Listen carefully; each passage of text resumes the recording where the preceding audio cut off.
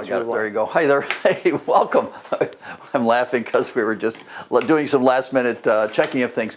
Welcome to my studio. Happy to share with you some of my watercolor secrets and hopefully inspire you to paint more often, maybe even join me for a class. Thanks to my friends at Dillman's Lodge, Denny, Sue, Steph, Todd. I'm going to share with you for their audience as well as mine some of my watercolor stuff that I've been doing. I got lots of examples to share with you, and I'm going to take you through the creative process. So I've done a nice preparation for you on how I end up with something like that. I encourage you, ask a lot of questions. I have Joshua here, so type in your question. We'll get to that as well during the whole process. And it can be a question on, pretty much anything, hopefully related to what I'm doing, but I will answer it as best I can. Anyway, probably I should set the stage for creating art, and it would be something that you might want to know about were you to take a class with me. Hey, the only in-person live class I'm teaching, both last year, this year, is going to be at Dillman's Lodge in September. So I've always said one of my favorite places, so yes, I'm still teaching on location there. It's a studio workshop at that location, I should say. Great spot. I'll tell you more about it later. It's been there forever, but I mean, come out of your cabin, come over to the classroom, state-of-the-art facility. The view is wonderful. I'll show you the view looking right out the window down to the peninsula. So a good spot, a lot of fun. And a best part too, the people are just super to help you out. They want to make sure you have a good experience. I work hard at making sure that you get as much information as you would like. And the studio's open 24 hours, so come in early, come back after dinner, whatnot. Have a good time. But the key thing when taking a workshop, find out what that teacher, their purpose in creating a painting, so that you come with a little understanding where they're coming from. And when they explain things, you'll get an idea, well, that's their reasoning behind telling you to make it darker here or to add more color there and so forth. So my purpose as a painter is no longer trying to get it right, trying to get it like the photograph. And I'm not against detail, trust me. There's other teachers that can do a better job of making more detail. But I would like, when you look at this painting or any of my paintings, not to be thinking where it is or what it's made of, that roof, or what type of tree it is, but just to inspire your imagination to maybe remember you've been to a rural scene like that. You've been on that still lake watching the boat go by and the waves, or you can almost look at the scene and smell that, that wonderful North Woods smell, or hear the sound of a loon. So the paintings that I create are meant to stimulate the viewer's imagination, give them something to think about from their experience, not trying to look at where I was, what I was looking at, what I was seeing, what it was all about as far as the detail. So that's what I'm going to take you with, and I can share with you some of that understanding, by looking at a couple of these charts before I get started and paint for you. I am no longer interested in picture perfect. So the reason being, I've had someone say to me at the end of doing a painting that had a lot of detail, and they said, wow, gosh, look at all the detail. Looks just like the photograph. And for me, and every artist is a little different, that wasn't what really was the magic ingredient. Instead, when I heard them say, wow, or that reminds me of, or doesn't that look like a wonderful, peaceful scene, something of that nature, or the brilliance of the sunrise. So they didn't identify things. And so that's what said to me, that's a direction I want to follow. That's some fun that I want to have along the way. So here's this visual that will give you a little bit of some of the idea that I'm talking about, no longer picture perfect. So instead of doing detail, I enhance the amount of color, the amount of contrast, make it a little brighter. So it's kind of a trade-off.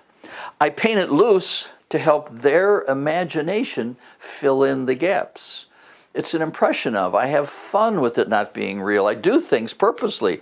I mean, what's the color of the barn? It's just some old warm color. It's all I'm, trying to help that viewer think about. I play with lights and darks a lot stronger. I exaggerate them a little more. So it gives the viewer something to hold on to. In other words, most of my paintings, and I'll share with you some that are softer, but most of my paintings have some strong impact that gives them a feeling right away. And so that's what I want to have and share with you and how to get there. One of the things that you can see along the way is I have a strong checklist before I start. I give thought. Now, I'm not going to I could spend 3 hours talking about composition, but I'll touch on design. It's a little shorter for you. I want this to be an hour and a half and not 3. I'll touch on what the composition is in a moment, but I give thought to these items before I start painting, and I want to get down to the list at the end. So I give thought to some of the shapes before I begin painting, so they're interesting shapes. I avoid kind of static shapes of a perfect circle or a square, or avoid a straight line, rectangle and triangles. I push the value change a little bolder than it really is, so there's an exaggeration of value, which makes the painting shout a little longer. But again, I'll show you once in a while, and I have a Dillman's Lodge picture for you to see that it's not about strong value change, but the mood is more powerful. I like painting with a variety of colors. I said, instead of doing detail, I play with what calls the artistic touch. Let's zoom in and share with you a little what I mean about artistic touch, and that's playing with positive and negative. So to me, this is not a fence. It may seem like one, but for me, it's light in front of dark, but it's also dark in front of light. Take a look at the leaves. Here's light leaves in front of dark. Here's dark leaves in front of light. So I play with positive and negative, light in front of dark, dark in front of light. Very visually artistic, creative. Even that wheel, it's both dark in front of light, and here it's light in front of dark. I do that purposely so it doesn't look too real, along with my variety of color that isn't real and accurate. Everything relates to the focal point. You're going to see me today. I'm going to paint the focal point first. Something different than a lot of others would say to do. I paint the focal point first because I like to draw the viewer in. I like to give them a sense of purpose, where to get to pretty soon, or where to come back after they've looked around, where to stay. It helps lock them in to the painting. Without one, I feel they'll just wander away. I don't like that to happen in my paintings. There's going to be a touch of unity, and here we go. If I leave you with nothing else today, I want to leave you with this particular idea, and that is for you to have a reason for each time you sit down and do a painting. And I've traveled around in that workshop, and I've come beside someone and sit down and saw them just brushing away, having a good time, and I asked them, because I'm not seeing something, I asked them, well, what is it you're trying to say?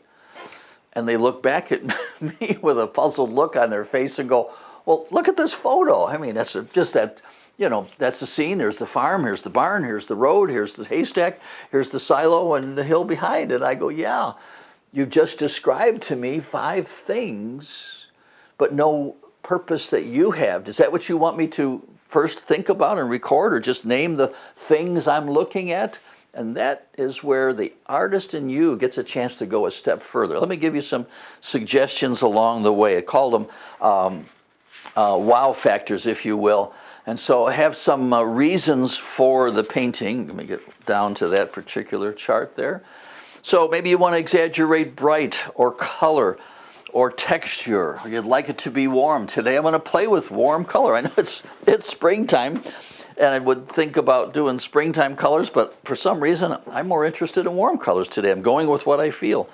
I want to push the feeling of close and far. I'll talk about that in a minute. But here are different ideas to have as a reason to paint, and your job is to exaggerate them so the viewer gets the message. Would you like it to be a special effect of sunlight and shadow, or a special effect of atmosphere? So having that thought is an important thought to have along the way. I have given thought, and I'll touch on my value study ahead of time, and I can't say enough about that.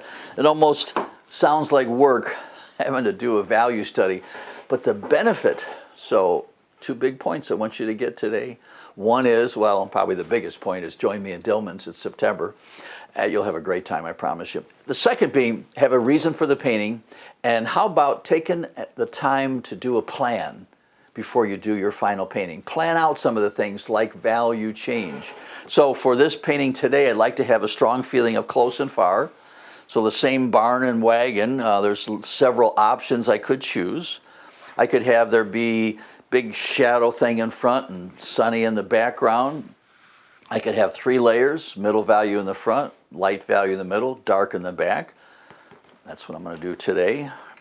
Or I could have it light value in front for whatever reason, right, dark behind, and middle value in the distance. So you have different ways, and there's other options besides this as well, but I'm looking for a strong feeling of close and far in the painting to have, for today's painting. That's what the message that I want to get across is, a strong feeling of close and far.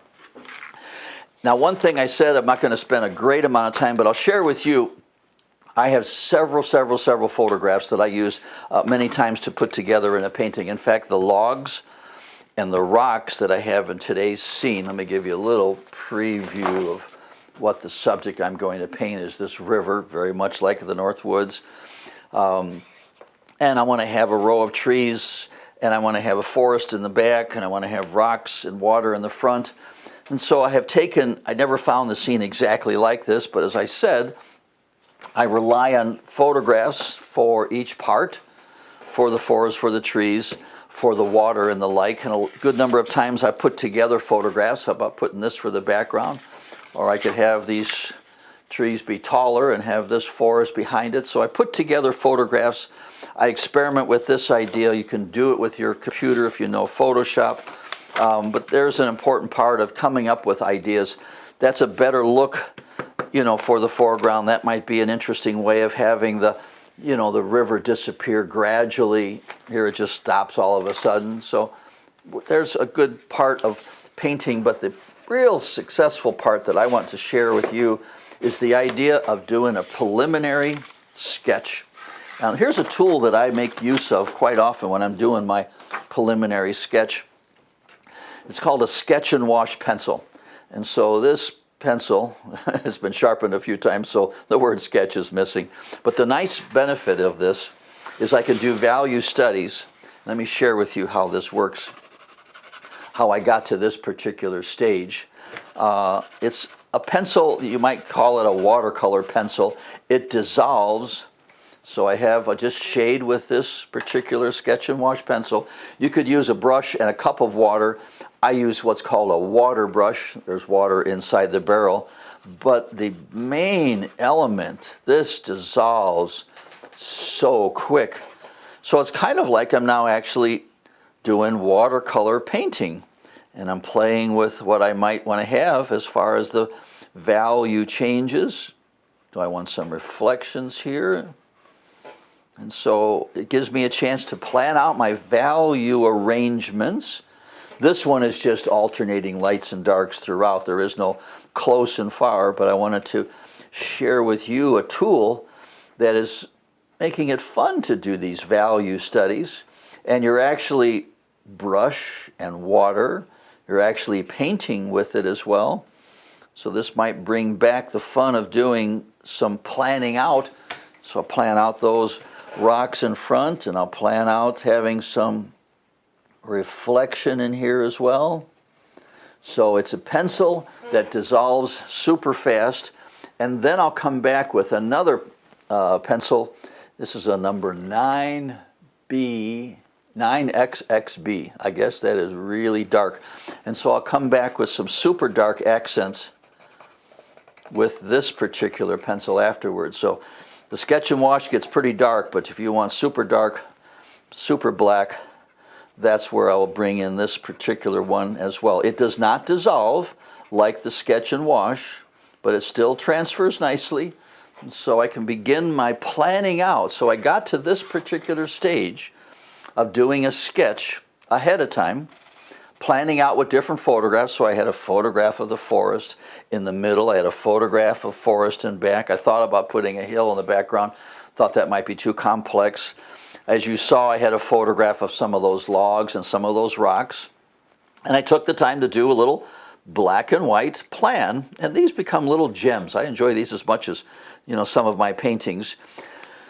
And now I've gained more confidence, and so that's the part that I'm trying to get across to you. I think the secret, really between you and I, is that I have a little more confidence in painting, and I'll take and be bolder with color or be bolder with some contrast because I have a little plan on where it's going to go. I also have some tricks up my sleeve if it doesn't work, how to fix a little bit, and that's where I will share with you some of those nuances in the live workshop as well if something doesn't go awry. But I like having an idea as opposed to brushing along and hoping it's the right color and wishing it to be a little darker. I've got a visual as to where I'd like to end up. Now all I have to do is make some decisions before I start painting. What would I like to have? I decided on warm color harmony. I gave thought to springtime colors. For some reason, I was in the mood and changed it yesterday. I want to have a value shift. How am I going to deal with the lights and darks? I'm deciding on having a middle value in the front, a light value in the middle. I could have stopped there, or a dark value in the back. So I am going to have a close, middle, and far.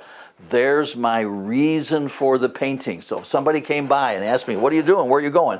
Oh, I'm interested in having a nice feeling of depth with some warm colors, and I'm going to highlight a nice glow of light into this focal point area. Now, take a look at the scene. It has nothing to do with, I didn't say I'm going to have trees here, forest there, pine trees here, rocks here, and then some water and reflections. In other words, I wasn't naming the things that I'm looking at. I am making a description. So one of the messages that I like to share with you in my demo isn't only watercolor technique, but to have a plan and have a description for what you would like the end result to look like that doesn't include the name of the items you're looking at. So stop painting trees. I love the first day in a workshop, someone comes in and goes, oh, Tom, I've been looking at your work and your books and videos and so forth. I can't wait to do skies. And I have a little fun with them and I go, I don't do skies anymore. And they have I spent all this time, I came all this way. So I say, well, wait a minute, but I do like having some dramatic lights and darks, some sunset colors, the glow, the warmth, a radiant feeling in that top part of the painting. So I don't do skies because I don't think of them as a sky. I think of it as an opportunity to do warm or cool or radiant or glow and things like that. So change the way you describe what you're about to paint, and I bet you're going to see an effect in the final painting. So in the sketching, let me share with you a little tidbit on sketching, if you will. Sketch as if you were thinking that's all that was going to be done, and when you're finished, you were going to mat and frame it. Don't think about it as having a simple, boring, and so what I'm suggesting to you, let me look at the one underneath here, is to watch out for and avoid a nice, even, boring, symmetrical outline, and then you're supposed to do artsy stuff inside. So I would suggest, even at the beginning parts, to sketch as though it was going to be a finished piece of art. By that I mean stop and go, dark and light, thick and thin, even some crosshatch shading.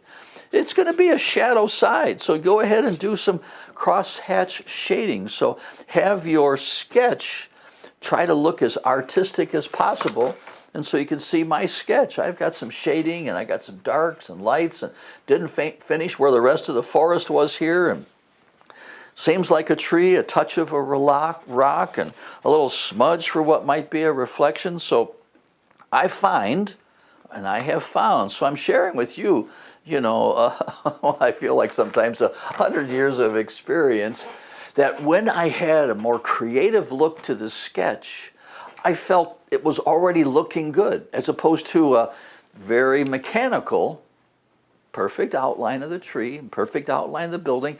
Then I painted too tight and too perfect and too careful, where if it was freer and looser, then the end result, I felt the painting part, the watercolor part, with the brush in my hand, was also a little freer and looser. So a couple simple things like that, even before you paint, is helping you become a better painter.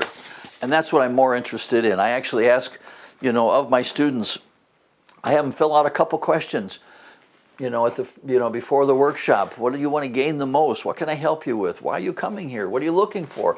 So that I can bring materials, bring paintings, bring samples to help you with what it is that you'd like to gain, as opposed to having a pre-programmed class of a lot of information. I make sure that I'm answering your question, I'm building a painting to help with what you're looking for, and then I can call you up and say, hey, along the way, you were looking for dramatic path of light in a painting. How are we getting there? Did I show you what you're looking for? Let's spend a few minutes, grab a sheet of paper, and come on over, let me help you with a few things.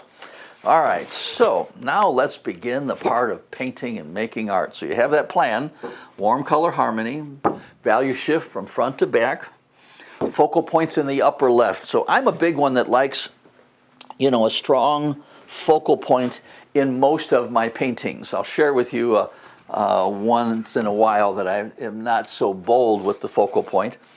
And I'm going to make a short version of this explanation because you can watch the replay and take your time with this. So I take a sheet of paper, I divide it up into 16 squares evenly, 4, 8, 12, 16. I take and number the inside 4, and I slightly enlarge that position, number 1, 2, 3, and 4. I eliminate the bullseye center. What I'm giving to you is a proportion and a placement. You can choose, look at your painting, and decide if you would like the focal point in any one of these zones. And sometimes that zone, as you see in number 4, it can slightly move over to the bottom or over to the right a little bit. It can displace from the center, but not too far. If you know the golden mean, it fits into each of these, but it doesn't give you how big to make it. So I give thought to those 4 spots, and I have this sheet of paper where I have a cutout. And I take a look at, that upper left-hand zone. I look at the bottom left-hand zone. In there, all I see is some rocks and a little bit of water, so I'm not going to choose that one. If I was to choose the bottom right-hand zone, I have mostly water and 1.5 rocks. In this upper right-hand zone, I have some trees, maybe 1 rock, and a little bit of forest. So I made the decision over here to have in that area, and what helps me make that decision, I look for the focal point. Here's a couple little secrets along the way for you. In choosing a focal point, and again, personal choice, it's high on my priority list, value change, brilliance of color, focal point, composition is number 1, design is number 2, so we're working our way down, but focal point is really high up there. I choose one that would surprise the viewer. Now that seems a little counterintuitive. Sometimes someone comes into class and they've got a nice European scene of, the Eiffel Tower, and I had an exhibition in Paris. I'd never had the Eiffel Tower as the focal point. It just seemed too obvious. So landmarks, water, lighthouses, Eiffel Tower, and so forth. Surprise the viewer. If you have only one figure, I don't have the figure be the focal point. I might include it, but I don't have that be the focal point.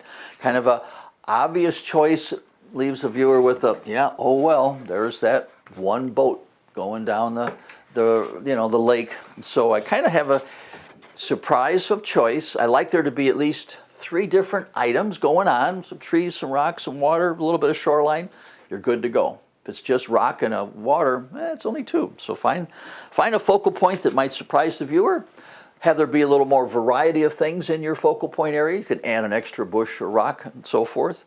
And that will help that become more of a work of art and much more enjoyable along the way. So if I've gone too fast, you're welcome to interrupt and ask a question along the way, but there's my choice. Now, yes, it seems like the river goes from large to small. That helps getting your eye to the focal point. But for me, in my focal point, I do a lot of things to make it very strong. That's I actually use the word impact area. I have reserved, certain colors. I use a brand of paint called Sennelier because I like bright colors. I like old color that's laying in the palette to be refreshed. I have never thrown away paint, even though it dried out. I'll put a spray of water on top of dry color, and whether it be 15 minutes or half hour, I sprayed water early in the day, and now the color is soft again. I add new color on top of old. I use a particular group of colors kind of as enhancers. My lemon yellow is a bright color. I'll use that sometimes as my focal point. Any one of these or 3 or 4 of these together, along with my darkest dark in that focal point area and the most amount of white paper showing. So in addition to some of those bright colors, I will have white paper, super dark, bright yellow or use of opera or that bright phthalo blue. My blue indanthrene makes a super dark color as well. And so in that focal point area, so let me share with you a couple of paintings where I started with the focal point first. And in my workshops, I'll teach a way to do a painting where you start with the focal point, and I'll also teach a way to do a painting where I don't start with the focal point. But in that particular painting there, I have the focal point painted first, and now I'll share with you the finished result of Monet's garden. And I chose not to have the bridge or Monet's boat as the focal point. I had it there, but still this area, what you wouldn't expect, but part of a bench, part of the road, a little bit of a tree, some of the flowers along the edge, as the area of emphasis, the impact area, and still have the obvious items, but not have them be featured that prominently. Once in a while, I don't start with the focal point, and that might be when I have a strong mood or a strong theme I want to have in the painting, and I'll share with you an example there. Not too long ago, I had a class called Painting a Path of Light, and so the first thing I did was to showcase this path of sunlight coming across this scene. That's where Denny and Sue and I had fun going up to Italy, and here would be the end result of that painting. So I didn't paint the focal point first. I painted the effect of a special effect of sunlight, and soon thereafter I painted then the focal point. What's nice about having the focal point painted first, great benefit is simple one there. It's like having a teacher next to you, and I've got this color ready to go, and I'm ready to paint over here on the left side away from the focal point. Is this okay? And my answer would be very simple. Check and see that whatever color or value that you're about to put down doesn't compete with the focal point. So by having it done first, you can paint over another non-focal point area and compare, well, this color's okay, it's not too bright, not competing with the focal point. So there's a guide. By having the focal point first, it helps you develop the rest of the painting so that it will not compete with the focal point. So I will paint the focal point first and share with you. I don't want to cover up those other charts here. I'm about to bring some more into play.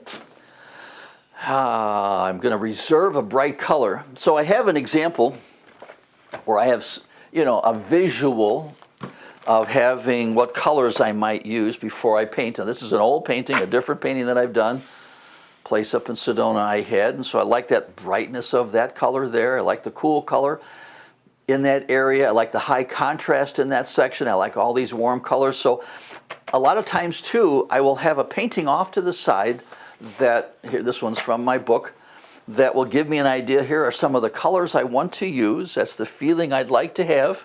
There's another one that I have here as well. I like the colors that I've used in this particular painting, so I'm going to have this as a guide.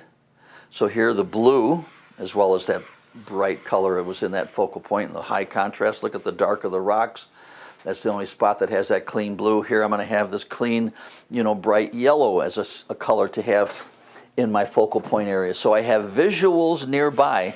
So a nice little benefit that's helped me along the way is when I looked at art while I was creating art. And it wasn't always my art. I was taking photographs of any art that I could come across and having it as a guide, as a visual. I love the colors in this painting, and I'm going to do something of my own. So you're not copying, you're just getting a feeling for where you want to go with some colors. So let's have some fun with, I'll be starting with here my brightest yellow, which is a lemon yellow. Now I want to caution you, that word lemon yellow in a lot of brands is rather dull, especially Winsor Newton. So I grew up on Winsor Newton.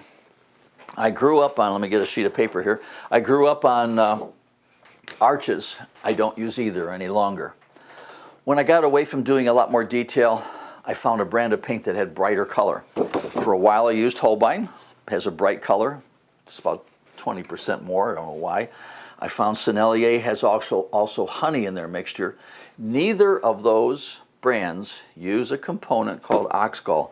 Now, I'm not going to be a chemist here and tell you about why, but that particular component, once it's activated with water, it causes the color to dry and go beyond dry and harden like a rock.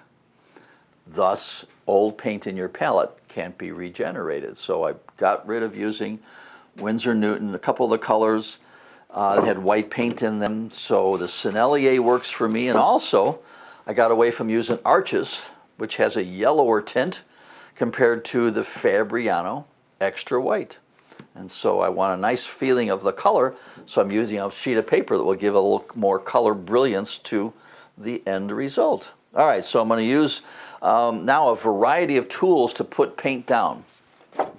So as I'm going to have a variety of colors, I also want to have a variety of marks. So one is done with the sponge, and one is done with the spray bottle, and one is done with the brush, because I'm trying to make not it look like a tree, I'm just trying to make it interesting. So a trick that I do, that means pay attention, you're going to learn something here. Before you paint any item, mix up some colors, mix up a nice basic color and 2 accents, just because you're making art. That photograph says the tree is all green, don't do it. Have there be a green that you like for 2/3 of it, and have accent colors where it's yellow or blue or purple or even brown or burnt sienna or yellow ochre. So there's a little variety. So in my palette, before I start, I want to share with you, I'm using different, brush marks. I'm going to have some of this done with so I'm mixing as though this was a paintbrush. Here's my basic color I might have for the tree. And I'm going to have some accent colors. So here's a phthalo green light. Here's a red-orange. Here's a Sennelier red. And so I'm having this variety that in my palette, kind of encouraging me to use that variety in the final painting. Now I have a drier sponge, and you get all different kinds of patterns with them. I'll move you in closer here. So I'm going to have a light touch, and I'm going to leave, it's called a compensatory pause, meaning an important point here. I'm going to leave a lot more white in the start of my painting. I've seen in class, I've done it myself, they tend to cover up all that white paper right away. I'm one that wants to leave a good amount of white and change it later. So I'm not going to leave white all throughout, but yet I'd like to slowly cover up all the white. So you'll see as I paint here, I'm going to go over to the palette and change the color a little bit. Come over now and change the tool. I'll use a brush to put down some paint and mixing up a nice fresh color each time. And here the side of the brush doing some scraping to put color down. This is my focal point area. I want the color to be exciting and bright and brilliant. Nobody's going to get, meaning no other tree is going to get this bright yellow component, there. Now I can have an accent. But now here's another important little tidbit. So hopefully you're paying attention. I got a couple little singers here that are really helpful along the way. So we left more white. I can't say enough about this little secret move. So I made up a phrase to get people to, pay attention. I'm going to write this down. It's a secret move. When I change the color, when I change the area, I'm painting another bush or tree that's nearby. In the photograph, it might have said, look at the way it is. And so I don't have a photograph along the way. I have other artwork to look at. I have my value study, nearby, so that I'm freer to have more color change. And another thing to help you with color change is this. Once you've done some painting with this, clean out your brush, dry out your brush. Don't pick up what's laying in the palette. Mix a fresh mixture each time. Each time. So that you're putting fresh color down. It may look like the same color that was right next to it. I added fresh color to maintain a nice, bright, clean, fresh color each time. I can't say enough about that little move. You'll see me do it quite often. So I clean out the brush, dry out the brush. I saw the orange in the palette, but I added a fresh version of the color. Clean out the brush, dry out the brush, adding a little color shift. So there's a little bit, in my mind, there's a little secret that I have that I say to myself, in this forest, in this tree area, am I having at least one basic color and two accents? And that's just whether it's a tree, whether it's a rock, whether it's a building, a rooftop. I force myself to have that little added, is there one basic color and two accents? Have I applied the color with a couple of different tools? Am I loosening up some of the colors so it's fresh with some light taps of water? So it's a spray bottle. Nita Engel got me involved with spray bottles. So it's a bottle that puts out dots, not a fine mist. Real important. Just little sprinkles. I'd almost rather have you, if you don't have a dot bottle, take your brush and tap just clear water just to loosen this up. Easier to tighten up a loose painting. Keep in mind, easier to tighten up a loose painting, so keep it loose to begin with. Easier to cover up too much white that's left later on than to cover it all and wish some of it back. And so there you go. There's my plan of attack that hopefully will help you out. So I have in my plan that this is going to be the focal point area, and part of that emphasis is the high contrast. So I'm mixing up a ultramarine blue, an alizarin crimson, a burnt sienna, and I'm going to introduce a little side of the brush to get a little texture. So sometimes the brush is held straight up, and sometimes the brush is held sideways, so I can get different transfer. What does that mean, different transfer? Let me share with you on a spare sheet of paper here. So there's times when I paint with the side of the brush to get a scumbling. Sometimes I raise the brush to get a little more solid. And that's the same with the flat brush. Look at the difference. Hang on a second. Let me get some paint on this brush. So there's times on which I want to fill in, and there's times that I want to just have a rough edge. So that's the side of the brush versus holding the brush up in the air. I can fill in and get solid, or I can get dry brush marks. So for that tree area, I would like to get some dry brush, textured. I'm adding a little more blue in this area. Remember, that's my focal point.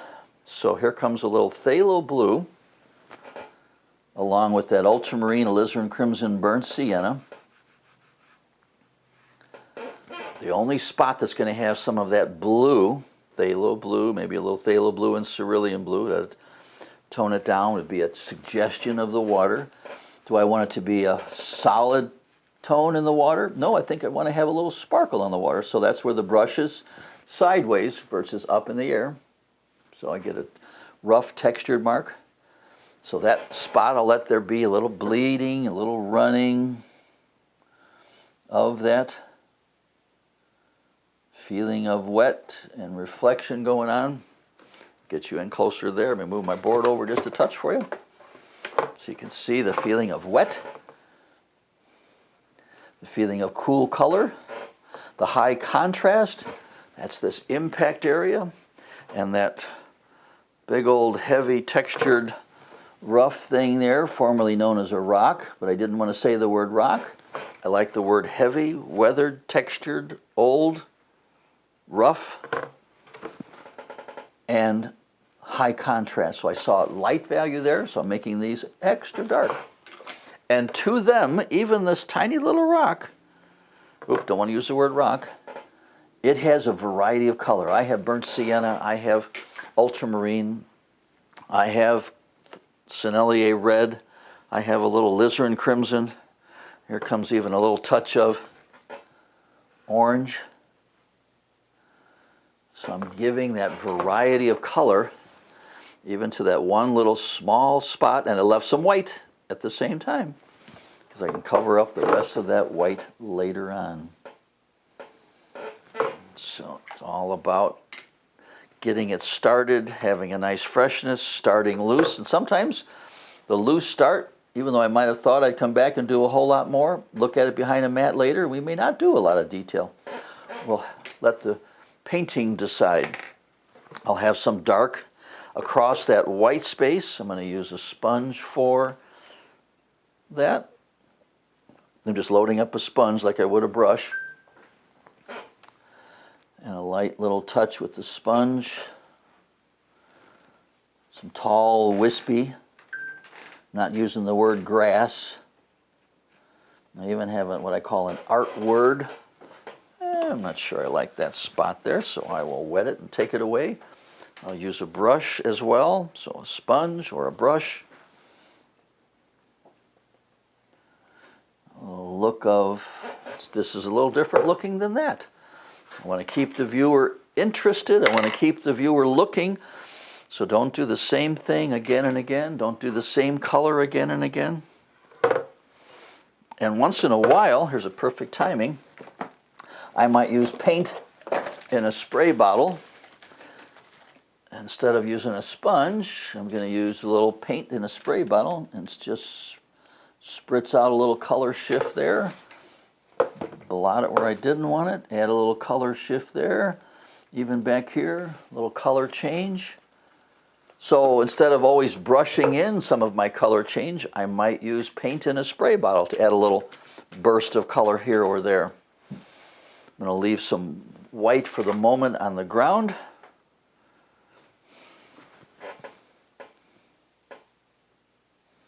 There you go. So I have a feeling of the best color, contrast, edge, and detail taking place. There's a neat little trick for you. Back it away. I put some sprinkles of water down. It's as if I put water on my fingertips and sprayed a little clear water on the top. And now as I'm painting branches, you got to see this up close. Love sharing with you some cool little tricks. This one I got from Nita Angle as well. Having water on the surface first. And because, here's where the paper is helpful. The water's not soaking in too fast. It stays as a bubble on top. And as I'm just doing these branches across, look at how the bubble of water has caused a nice, rough, textured impression for that branch. And a couple accents of some darks. So in this focal point area is where I will have the most amount of color, brightest, most amount of contrast, dark against light. At this moment, it's dark against the white of the surface.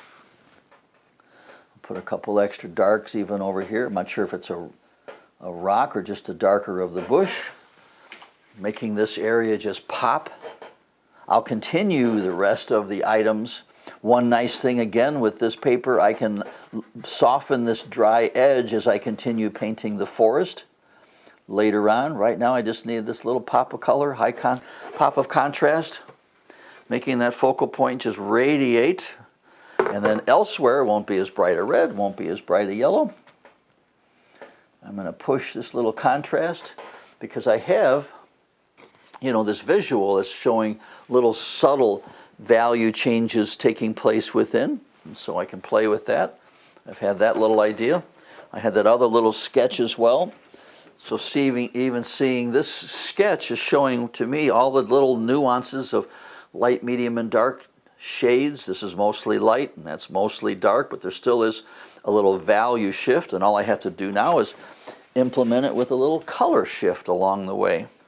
So for the most part, maybe one little rugged, textured, and again I'm avoiding the word rock here. Got a little, all right, so I have for the most part that impact area, focal point if you want to use that term. Never understood focal point. It's not a spot you could point to. It's not in the center, why they use the word center of interest. So that's why I like the term impact area. And that special uniqueness of that blue, which is different than all the other warm colors that I'm going to have in the painting. I'm going to extend this little dry brush sparkle of a cool color a little further. I might play once again. It looks like I lost it in one spot. a little bit the look of the reflection. So it's not that I need reflection, but it's helping me give the impression of wet. And that's what I want to say here, is that this is wet. Feeling of wet. So give you a nice close-up view of what's taking place, because it is an important part, one of the most important parts of the painting. You want to have those little extras. There's a good shape to where things end at the bottom. Might have a little nuance going on here, thick and thin, up and down, large and small. So I got a nice burst of color, a nice variety. There's the only spot that's going to get a touch of a clean green. There's the only spot that's going to get a cool color. Only spot that's going to have a large amount of white, and the only spot that's going to have a super dark. In fact, I'm going to even come in here and make this even darker with my color called blue indanthrene. But that's all about an interesting shape here. Not a circle, not a square, not a rectangle, not a triangle, not a straight line. So that's how I then analyze, am I finished? So if I add anything, is it going to improve the focal point? Maybe a few suggestion of branches only in this section. Might give a reason for the viewer's eye to stay here longer. So I'm not doing branches for my personal choice. I'm doing the look of smaller branches just to give that something little extra. And then be careful of, boy, that looks good. Let's do it here, and let's do it here, and let's do it here again. So watch out for that. You'll have, oftentimes you'll have that little voice on your shoulder go, oh, that turns out so good. Do it 6 more times. Then you lost the look of a unique, special aspect. So have a good focal point. Have a specialty color, like I did the yellow and the blue maybe. Have a lot more white paper going on. Have your best contrast going on in that focal point. Most of the times, I'll share with you paintings where it's not quite that dramatic, especially one of the Wisconsin ones. Then I want to resort back to my plan, what it is that I wanted to say. So I want to have a nice warm color feeling. It wasn't just fall, nice warm color variety.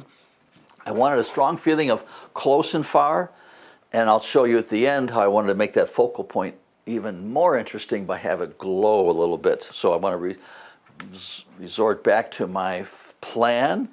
So my plan says middle value in the front, light value in the middle, dark value in the back. Aside from this being very dark here, that's the focal point specialty. Now then, I'm going to continue with the light value coming across, continue with different colors and looking back in here to make sure that I don't compete with or take away from that one section. Let me move my paper over just a touch more. There we go, fits right in. Oh, I have, yep, there we are. Touch back, scooch over, and I can get more of the painting in for you to see. So continuing this light value layer, left and right, but not letting the colors be quite as bright, not using that. I'm going to clear out my palette. So when I move from one part of the painting to another, such as the focal point, now I'm working on the layers, a good number of times during each of those stages I clean out the palette. A helpful thing, remember I wanted to share with you a few things along the way that improved when as I said, I looked at art while making art. A helpful thing along the way was changing from a plastic palette to porcelain. It started out using a porcelain tray, a butcher's tray. Then I came to being a porcelain palette. So I could see colors, and so I'm going to lay out some of the colors that I'm about to use. I like that orange. I'm not going to use this much yellow, or if I did, I would mix it 50% with my lemon yellow and my yellow ochre, so it's not as bright. To make this green warmer, I want to add a yellow ochre to it. To make my hooker's green warmer, I want to add a burnt sienna to it. So I'm laying out the light value. So these are colors. These are the light value section in the middle. These are some of the colors I'm going to use. Even a cobalt and a magenta. There we go. Not too much cobalt. A little more magenta, yes. All right, so let's go with that range of colors. Refresh the color, whether I put it down with a sponge or whether I put it down with the side of the brush or whether I put it down, you know, with a spray bottle or all the above, still leaves some white. That orange, that yellow's a little bright, so I'm going to take and add a little orange to it, add a little water to gray down the yellow. Have a sponge as well as a way to put some of the color down. Let's go with this. And along the way, as my value study says, there'll be little value changes. Still a light value section, but there's going to be little value shifts within. Still be fresh and colorful. So if I'm going to put color down with a sponge, I'm going to use the same idea of clean out the sponge, dry out the sponge, refresh the color, even though I wanted that warm green. I'm going to mix another warm green. I'm not going to just automatically scoop out color that's been laying in the palette, somewhat kind of dormant. I like to brighten that color a touch, so I'll put a little brighter spray bottle tap of dots. So again, my spray bottle, you know, spits out, you know, a pattern like this. Most spray bottles now on all the stores put a fine mist, so you can lightly tap and you'll get dots like this. Add dots of clear water on top of this, and that's what you will get. And so that's, and if you're curious, I put about 1.5 inches of paint and 1 inch of water, and then I mix it up, whether you put the paint first. So it's a squeeze out 1.5 inches of paint, and then fill the bottle with 1 inch of water. That's a good formula to start with for the spray bottles. Now I'm going to take, of all things, I'm going to take a liner brush and transfer paint with the side of a liner brush. And I'm going to raise the liner brush up and just do squiggly little marks. So all about having different brush marks along the way. Clean out the brush, dry out the brush, come back, side of the brush, end of the brush, clean out the brush, dry out the brush, refresh the color. Coming back, just drop it in, let watercolor do its thing, a little float and run. Clean out the brush, dry out the brush. So I'm just going through that boring scenario, but so you're aware that when you see the brush disappear and then come back, I went and cleaned this out, I dried it out, I refreshed, I mixed fresh paint, and I think I'll have a little more orange. So even the side of this liner brush in this big area, I'm in no hurry to finish this. That might be a touch dark at this point. I want to keep it a light value. So I'm using different ways to put paint down because the end result is part of being a variety. So that's different looking than this is different looking than that. That's part of what I want to have, is a different look to keep the viewer entertained. Don't fill in all that white space quite so fast. Clean out the brush, dry out the brush. Keep it a light value.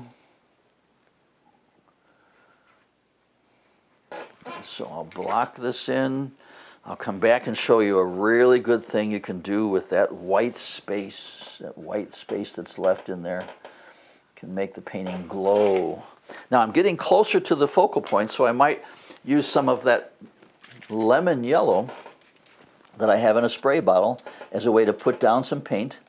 And so I'm brightening up this color. In fact, I'm going to blot some of that away and return with a nice brighter yellow because it's getting close to the focal point.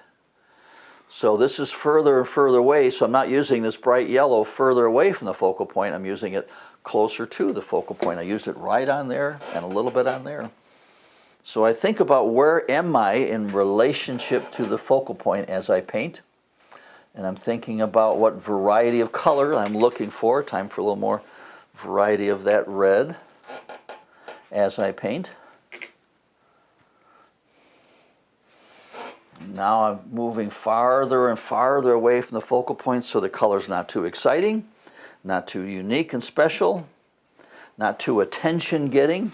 It still can be some nice color. I'm not saying dull grays over here, but not the brilliant colors, not as much white space that far away, leaving more white space as I get closer. Thinking about this shape, I want to go up and down. There's kind of straight across here, so I think about shape while I'm painting, and so that's what caught my eye. Let's fix that shape to be more interesting and not straight across. Didn't follow the pencil line that well. And over on this side,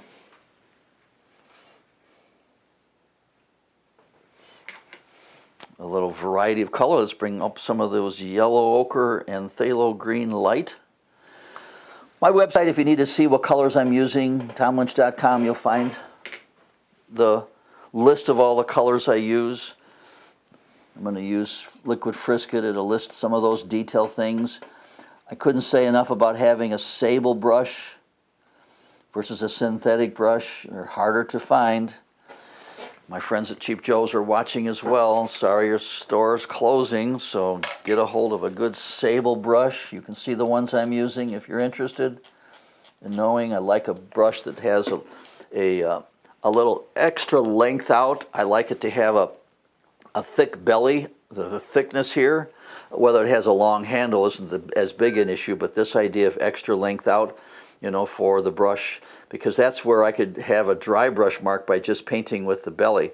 So out of the ferrule, that's the silver part, it goes wider and then tapers to the edge. And so I'm able to get a little dry brush mark. While it was starting to dry, I did a little something. I didn't mean to leave it without you being told, but I did some sprinkling again, because after I have a nice variety of color, I make a decision.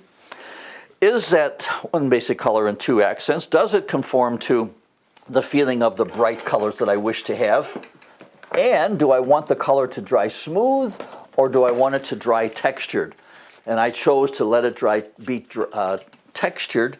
And so as the shine just went away, I'm going to put a little bit of that same sprinkle over here, put a little sprinkle again over there. So by sprinkling on top, you spent all those years trying to take a class to learn how to avoid watermarks, and here I am showing you how to get them back again. But I feel that's a little more appropriate for the forest impression than for it to dry so clean and smooth as it would be here or here. So the little variety of watermarks. The nice thing with using the spray bottle is that these watermarks, or blossoms, oozles, all kinds of fun names I've heard over the years, they will be different sizes, and so they'll be more artistic looking. All right, I'm about to go and do this dark background layer. So I'm looking at my plan. I'm not saying forest or hill, whatever it is. It's a dark background layer, warm color dominant. Here's a time, once again, that I suggest. There's a phrase I heard in one of the workshops. I think it was Zoltan might have said it. You want to paint as though your parents own an art supply store, so you don't fret over the loss of paint going into the rag. So silly as it might be, I'll get the sparkle off of that water with my light there. All right, let me go build up some nice darks, warm color darks. So they're going to be ultramarine blue, alizarin crimson, burnt sienna. And when I mix, I don't mix one solid puddle. As you can see, there's, I think I'll bring that light back on, give you a little more color brilliance. There you go.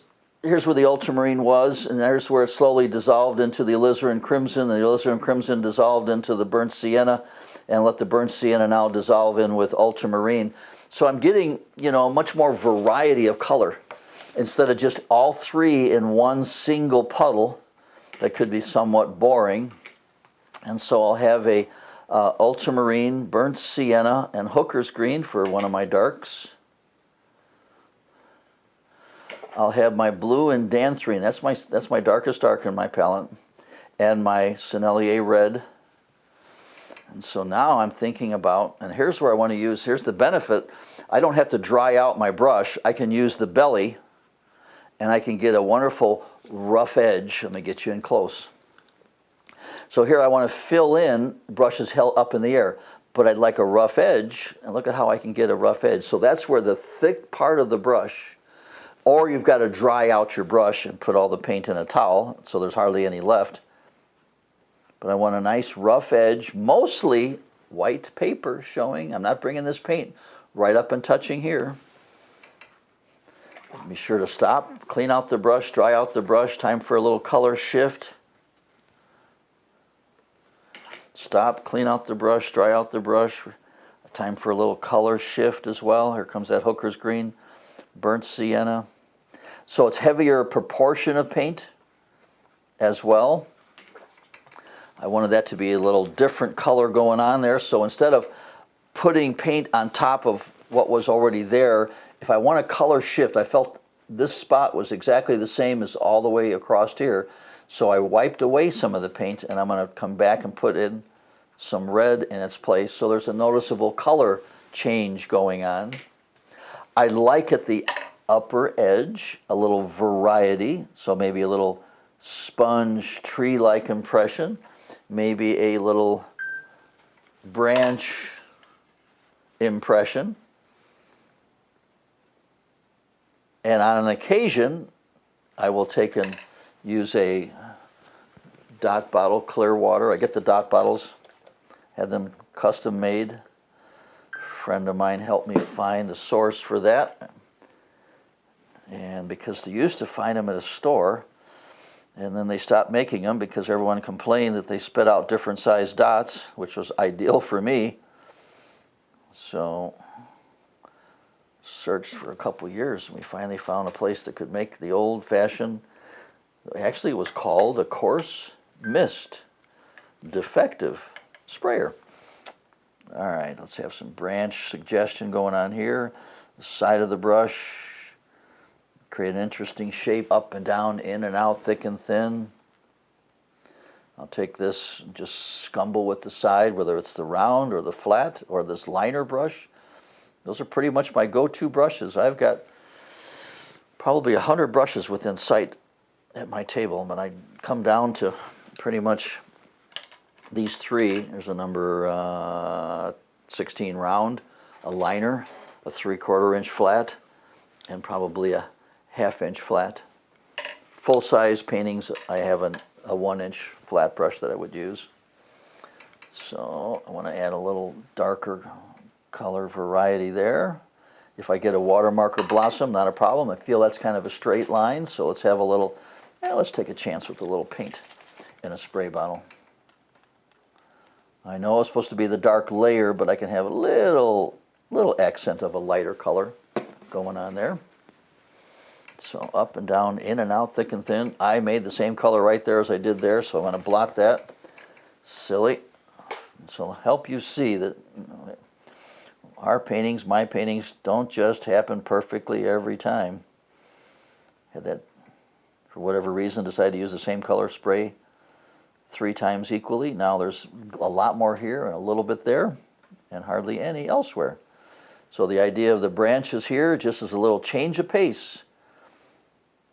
Something different to look at instead of the same look. I might even throw a little pine tree essence, or spiky vertical is the art word I use. And that's another point in workshops. I'm able to share with you what students have said. What was a great week? What was so good about it? Well, surprisingly, you taught me to have an art word when I paint an item. By that I mean, you'll hear it when we come up to these rocks on the bottom. I didn't just always had trouble with rocks, but you got me to stop thinking the word rocks and find another art word to have instead. So I don't want to watch these colors here as I now come over to the other side. And I'll have a little different pattern. And here's where I can wet this, and just with my hand I can soften that edge, and now it's going to blend right in. There won't be that hard edge ending. Some of it's some sponge. Let's change the color.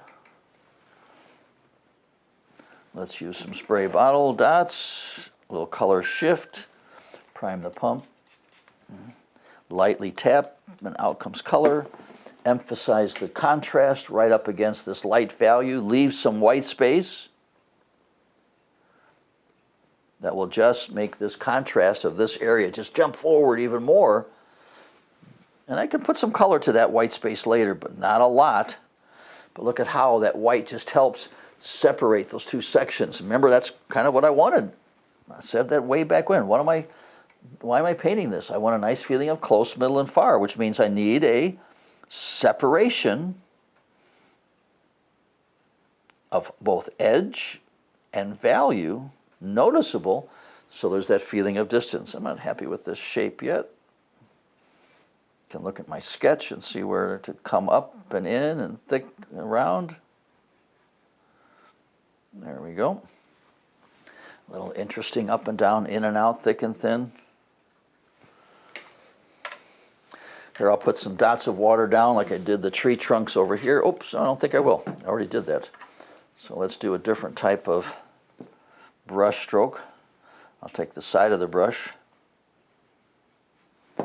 So even in this section here, I want this to have a little different look than that. I'll take this with a little more spike, sharp edge, left and right.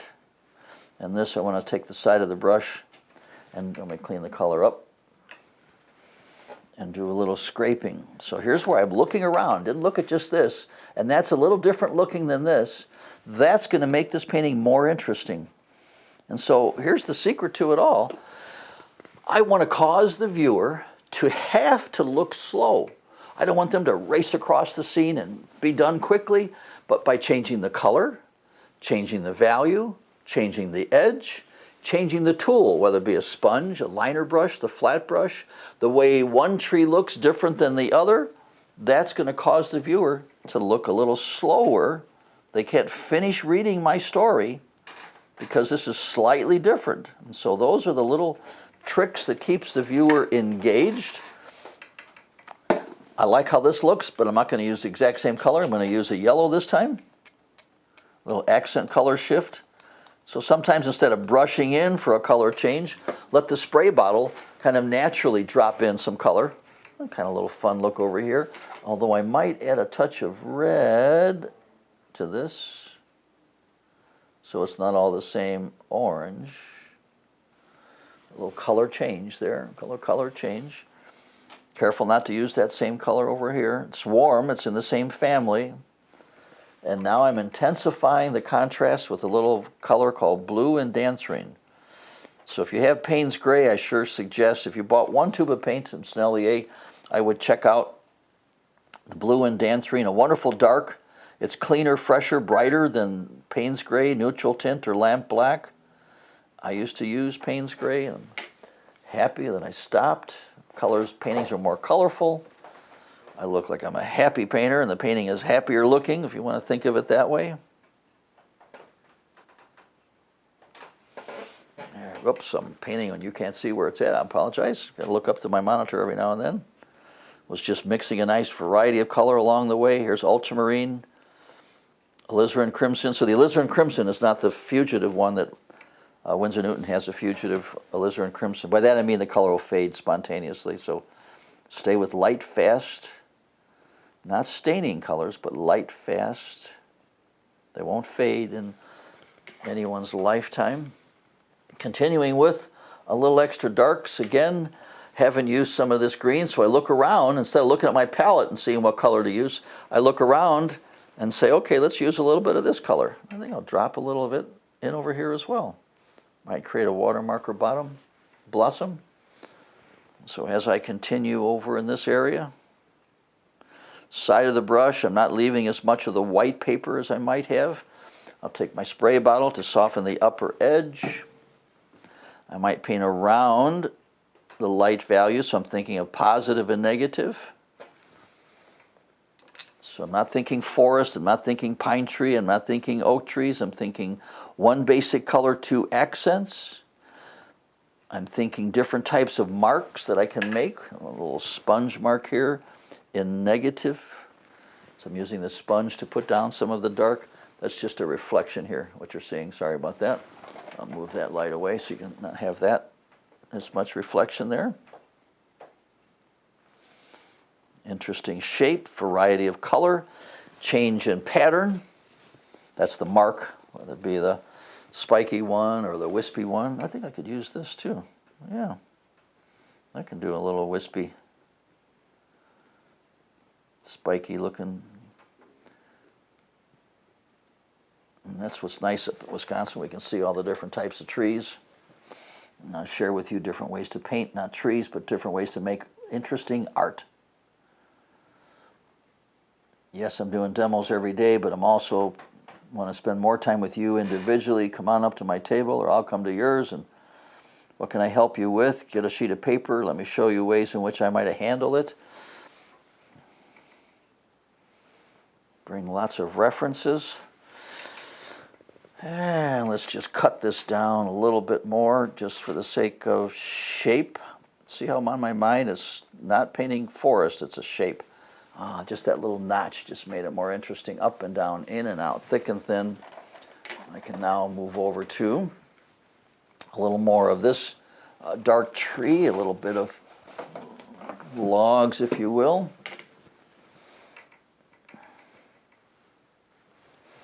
I'll use the side of the brush to give a nice textured look to this tree trunk. Point the brush a little higher. Clean out the brush, dry out the brush, have a little color change.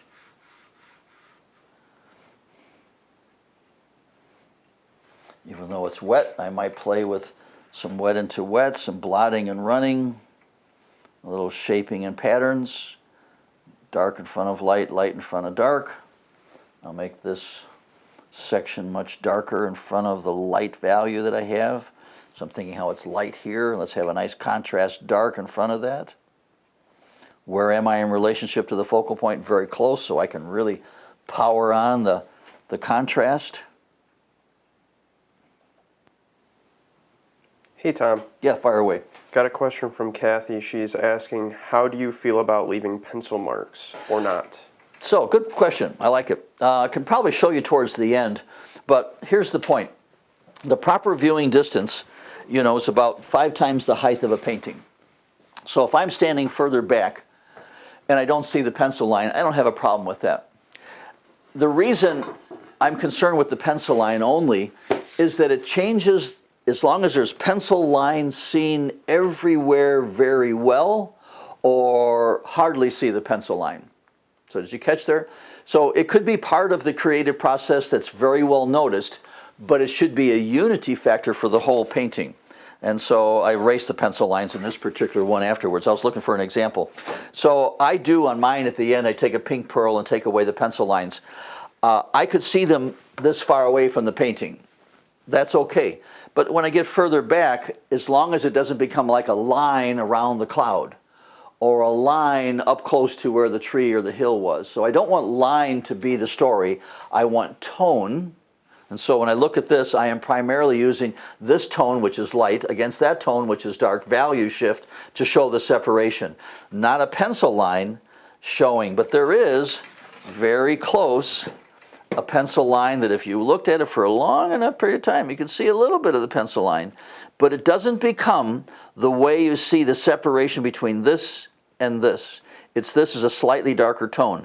This is a big darker tone, not that line that showed the separation. So there's where, be careful of further back, not having the pencil line be too harsh and distracting. Or have the pencil line, so similar to artists that use pen and ink. They use a wash of watercolor and then they use pen and ink, you know, afterwards, or they could do it at the beginning. So pen and ink is part of the art process, the creative process, but it's everywhere. Pen and ink everywhere. And so I use very little pencil line to show the separation of parts.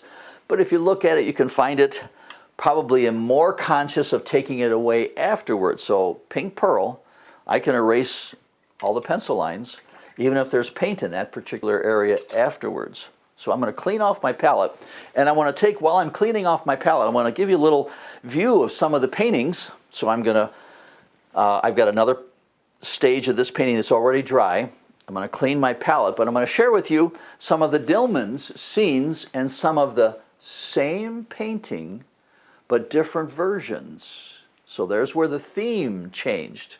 So while I clean out my palette, get a fresh bucket of water, take a look at these and enjoy the story of Dillman's Lodge.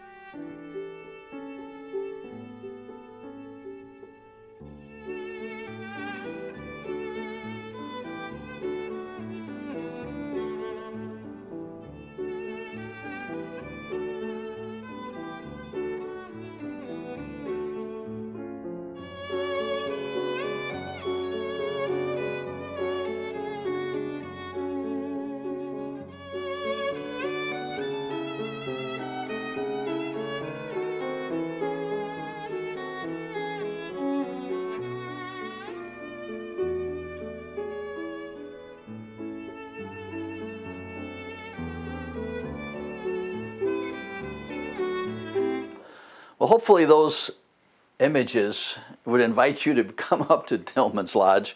It's about 5.5 hours north of Chicago. You can get to Rhinelander or come from Green Bay or Minneapolis. But once you're there, you're just going to stay and park the car and just have a super time. Bring a friend, bring a spouse. I'm bringing Tammy, my daughter. The kids have grown up there, had a lot of fun there. So, and if you want to see me live, that's the only spot you're going to find me anymore. So I do a once a month, a one-day class online, but I have to have a little live interaction with students at the same time. So let me share with you where I'm at. I've got this, I shifted to another one. This is where I was. I painted another one, so I'd have to have a hair dryer. It's take another 10 or 15 minutes. A couple of logs, a little burst of a bush taking place here. Next step, I want to block in. So there's a tendency to come back and refine. Let's add some more branches. Let's do a little bit more nuances. I want to touch on what to do to the white, but I'm one that likes to block in, have this big area of rocks, and the rocks are more important to me, and I have this middle value plan for what's taking place in the front. So I'm going to follow my middle value plan. Hopefully you saw in that little presentation the benefit of doing color preliminaries. And so not only do I do a black and white study before doing a painting, there's a lot of times I'll take the same scene, I'll do a different color harmony from cool to warm. There we go, from warm to cool, or just bright color everywhere. So I can't say enough for spending the time, doing a little planning before you start. Plan out where the focal point might be. Another way to do that is to do one sketch and print it out on what's called cover stock or card stock. So your home copy machine, you could print out your sketch so that you could do several different, value studies instead of having to reinvent the scene several times.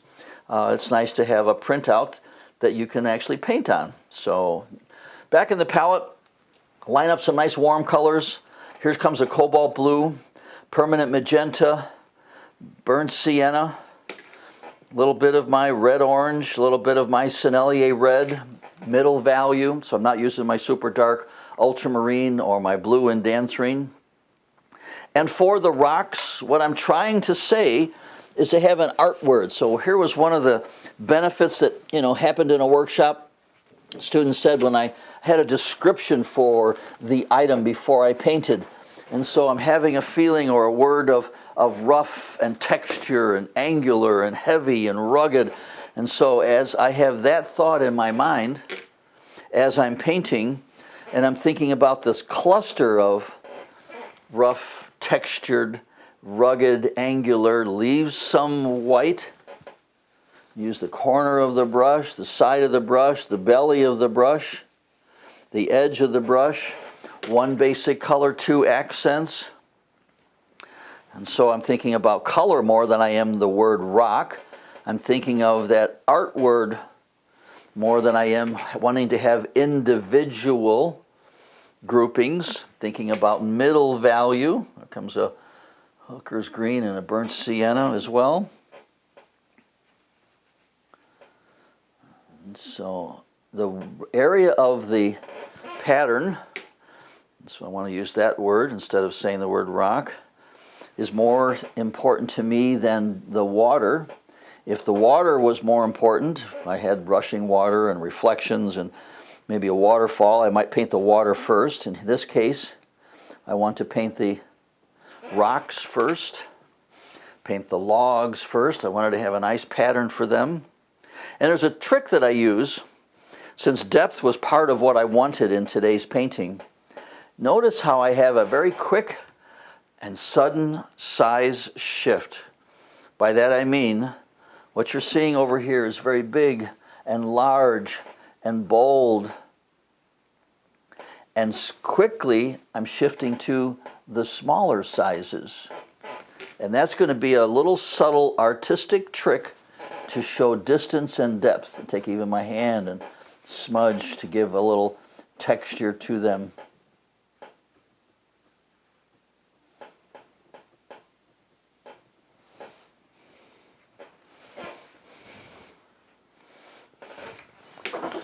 I mentioned I'm doing, online classes. Benefit of the online, obviously you can't always travel. But what I do is select a scene that I'm going to paint for the class, for that one-day workshop. And in the morning, we paint the parts. So if we had a scene like this, I would be showing you 2 different ways to do rocks and 2 different ways to do the forest and 2 different ways to do the water. And in the afternoon, we put together and create a finish painting. So it's a 3-hour session. Once in a while, it's a 3-hour Wednesday evening, and then 3 hours the next day, Thursday evening. But the point for my online class is to select a scene and practice the parts first in different ways. So you're not just doing the exact same painting. You might want to choose one of the different ways to do the rocks, which could be texture only or pattern or rugged or heavy. I would show you different ways. Yes, they would have one basic color and 2 accents. Here's a different option I could have chosen for the rocks, is to emphasize the watermark or blossom and have a sense of layering there. So, but here I wanted to share with you this way of doing rocks, where I wanted the shape, the angular, and the big size in front and the small size in back, leaving some white temporarily.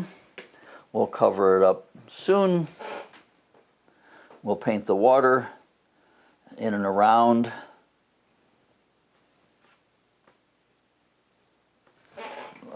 Look at that variety of color that's taken place. Coming back in now with just a slightly darker accent. I have put liquid frisket on top of the dry color. So I did this in preparation. I painted the logs over here. I painted this little bush or shrub over there as well. and I let it dry, and then I covered it with liquid frisket so that I could paint the water right across and not muck up. Here, the water I can go around. So I do use liquid frisket over dry color, not every time, but many times. So there's several examples where there's no way that I could have painted this sky. Well, let's use this example here. For example, I painted these trees, and then I covered the tree with liquid frisket, and so I could paint the sky and not muck up and eliminate some of the nice clean color or the nice little white accents that I had. So there's times I cover up dry color with liquid frisket, and the brand that I use is called White Mask. Incredible white mask, and it dries transparent. So it goes on white, but dries clear, and I can see through it. So a handy little surface to be able to see the color underneath. I'm coming back with just a few dark accents for the rugged, angular, heavy, textured, and it's a grouping that I'm concerned with. It's not the fact that you are able to count them individually.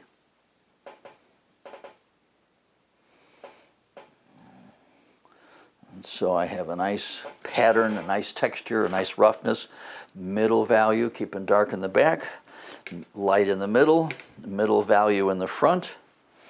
I'll let this dry, and I'll talk about the background sky. Now you have two options here if you want to do a painting like this, and you're welcome to try, and you're welcome to send me your efforts, and I'll offer a free suggestion to you if you'd like on how it's working.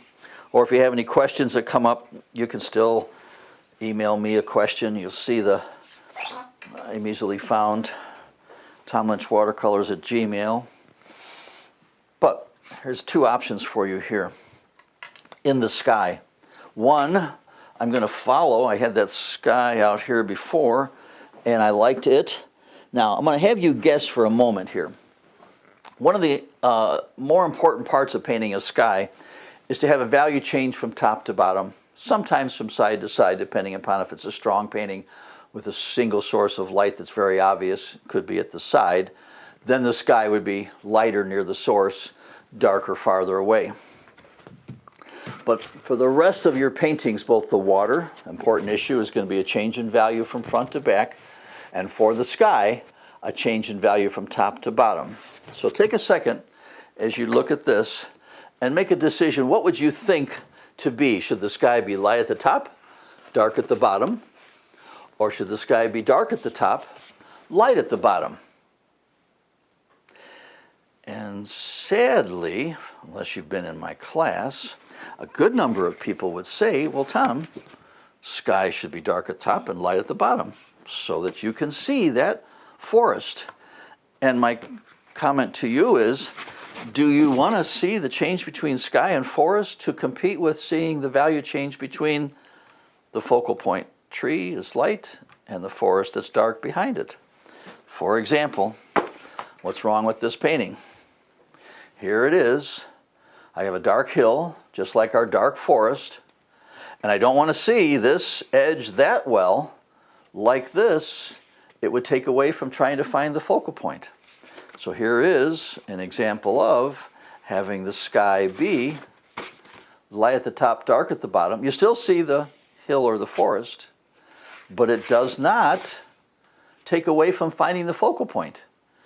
Whereas if the sky was lighter here next to this dark, it would create more contrast or too much contrast, taking your eye away from the focal point. So make decisions that would help your focal point. I chose, let me go back to this one painting I had that I showed you at the very beginning. I did the sky last. So doing the sky last most times helps you paint over the most distant layer. If you got a forest in the back, I'd like the forest to look even further back. And having the sky painted over it would just, muck up that edge just a little bit. Sometimes you want to make a decision on what value to have for the sky or what color to use. So here I had this painting developed. I wanted to emphasize this yellow, So what's the opposite of yellow? Lavender. I wanted to emphasize the white that I had here, so no white in the clouds. So I looked at the focal point. What can I do to help it? Same thing here. I don't want any white, and I want something to help bring that eye out to that yellow area. So that's the same trick here. And also this sky was painted over, so that edge is just slightly muted. I went around a few spots, painted over this part of the mountain, painted over that part of the mountain. So painting the sky last can sometimes be a way to help the focal point.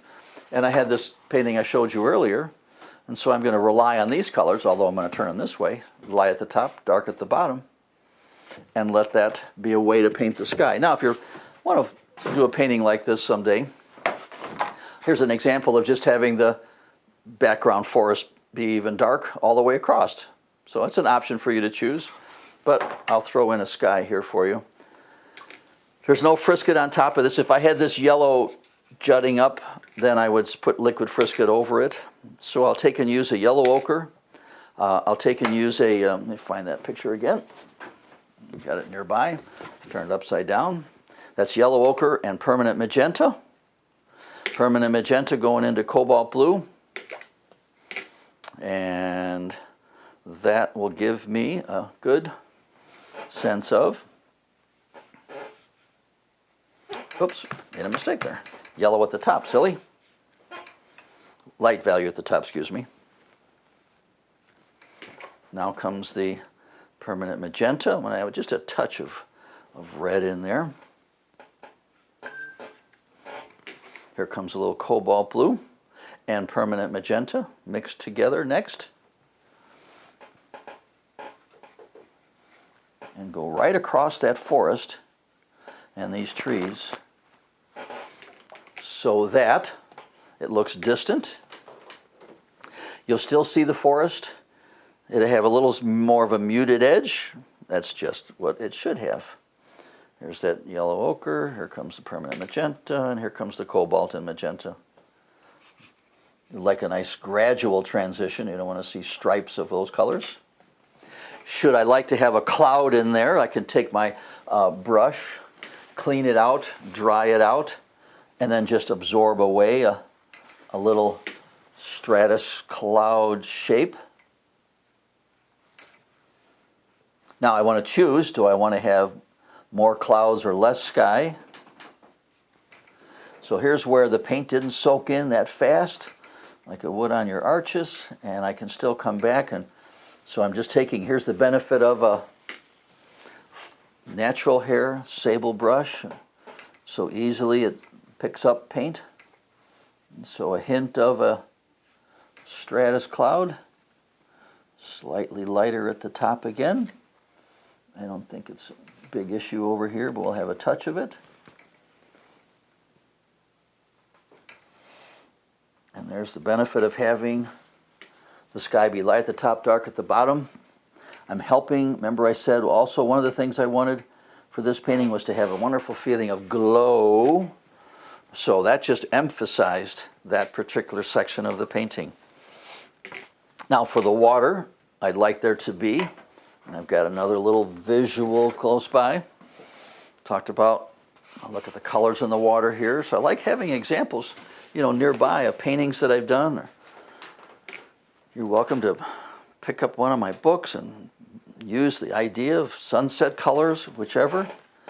Let's have a gradual change from that blue to a nice warm, such as the yellow ochre, a lighter value than what I have in the sky. And here's where, covering this with liquid frisket, I'm not going to smudge that log or smudge this bush or tree. I'm not worried if I have a little smudge to the rock. And here's where I can go all the way across. Slightly darker as it comes closer, so my value change is going to be lighter here, going darker at the bottom, lighter here, and I will go a little darker back in the back. So there's a double value shift to show a better feeling of distance and depth.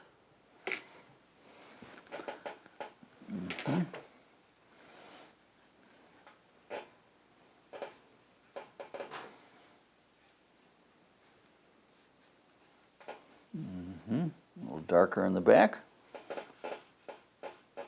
Still maintaining this cool color in this area here. Soften an edge.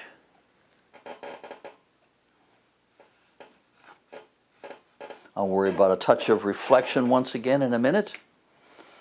There comes a cobalt and a magenta. Soon it will be an ultramarine and a alizarin. But no blue water, there's no blue in the sky. A little pattern, a little sense of motion, and then we'll cover up some of the white, re-emphasize our focal point, and make a decision, do we need more detail? And less is more. I'm going to just use that wet or dampness of my dry brush to pick up a little paint here. Soften the little edges, create a little pattern in the water.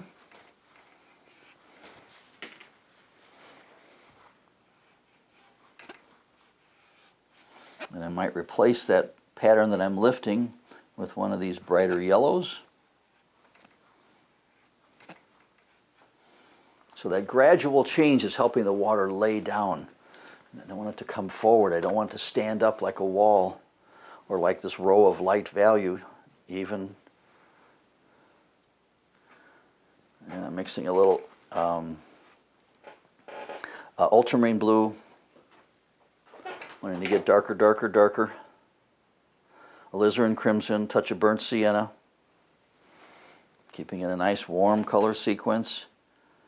I'm going to go over some of the rocks and not all of them. So the idea of gradually getting darker, darker, darker at the bottom is helping establish the sense of depth. And if you remember, what was the reason? Why did I want to paint? I wanted a nice glow of light, a warm color feeling, and a sense of depth. And that's where this shading across this bottom is giving me my sense of depth.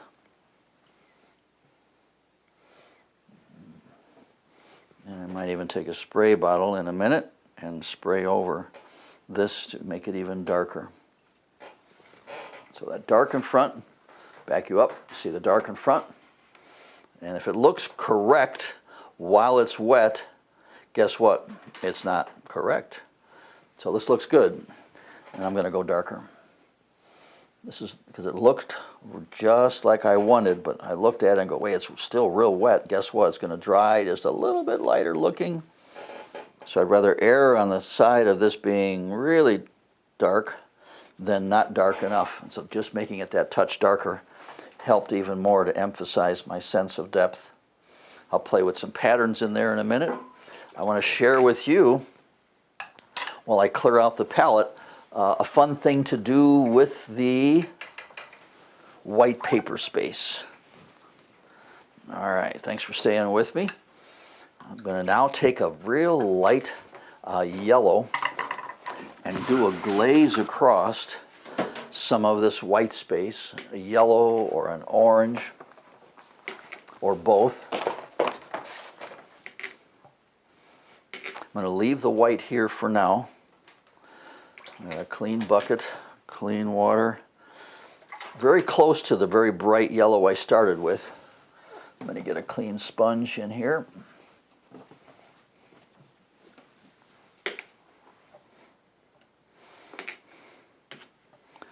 All right. Did you guys know that Dillman's Lodge has been at it for 40-some years? They've taught over 12,000 artists. I've been there for almost 40 years teaching, 36 or 7. Denny or Sue, you can let me know exactly what that is. The resort that they have has been in the family since 1934. And they have a state-of-the-art classroom. They can accommodate 200 guests. So while you're in the class, your friend or spouse can go biking or canoeing or swimming, sailboat, tennis, on the tennis courts, pickleball court. badminton, shuffleboard. Oh my gosh, it's too much stuff to do. Well, I'm glazing some of that. I'm quieting down some of this yellow. More important than coming in with some details.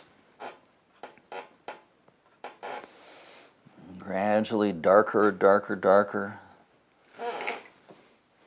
Smoothing it out. Might come in with a real light yellow green. So it's not one color for the entire area.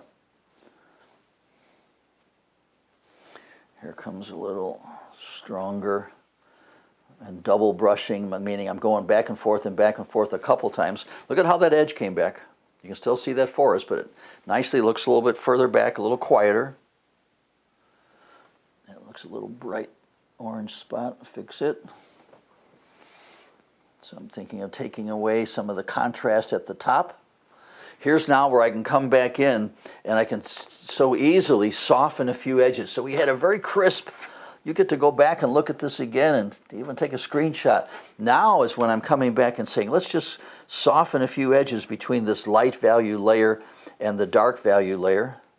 And so by double and triple brushing, I'm giving not quite such a harsh, but yet well-defined in most areas, separation between front, middle, and back.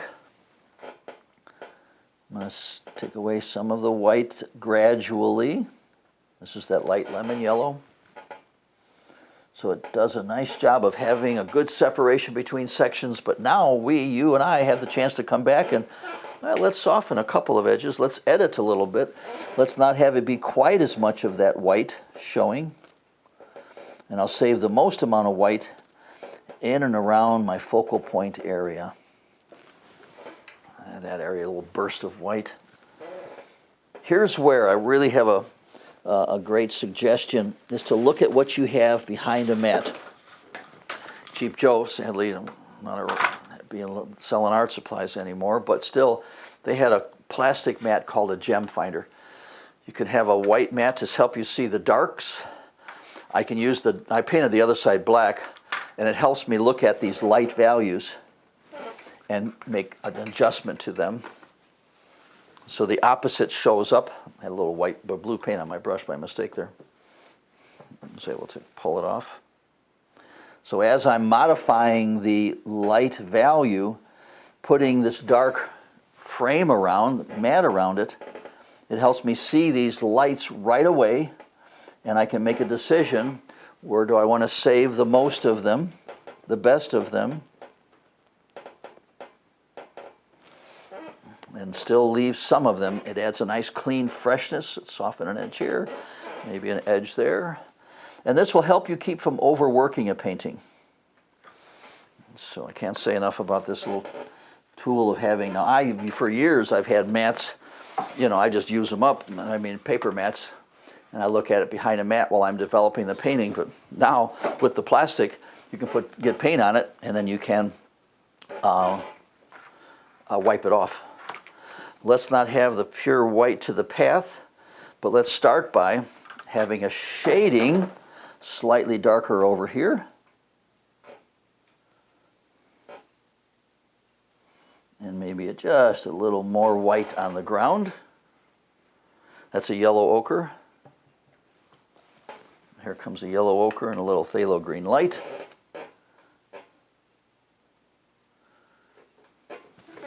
So I'm helping build a little separation between what's called the horizontal plane and the vertical plane.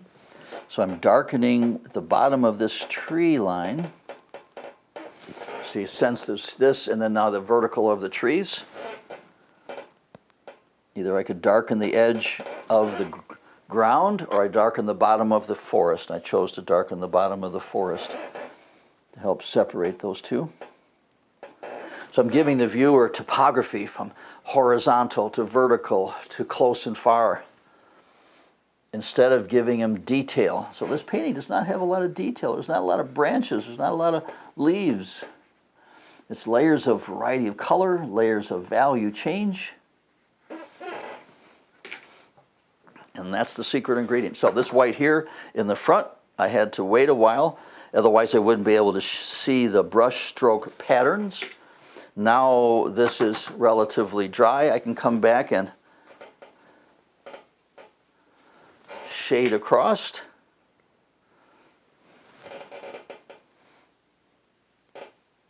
The white space, leaving some of the white.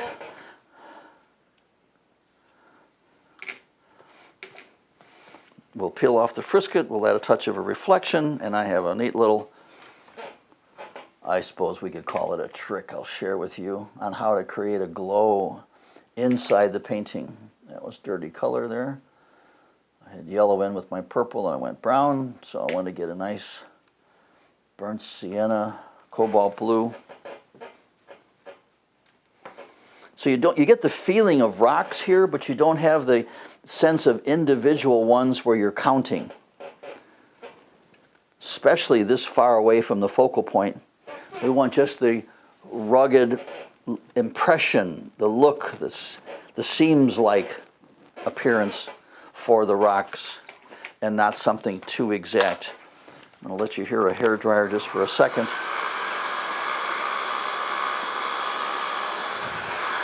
To make sure this water, oh, that's dry. Make sure it's dry.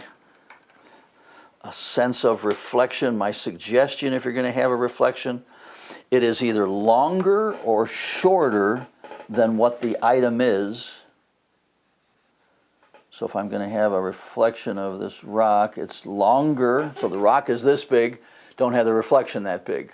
So I'm going to have, in this case, the reflection of this pattern of rock go longer than the actual shape of the rock. That's called good composition.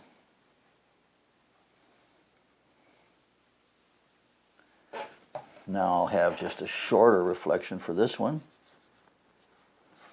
And I want to throw a hint of that yellow coming down.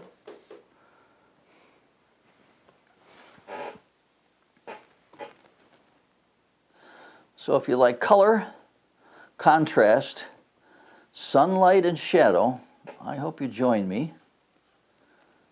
If you need just one day of a class, join me online. It's a different scene or subject each month. It's something a little crazy in a couple of weeks. I'm doing an abstract floral.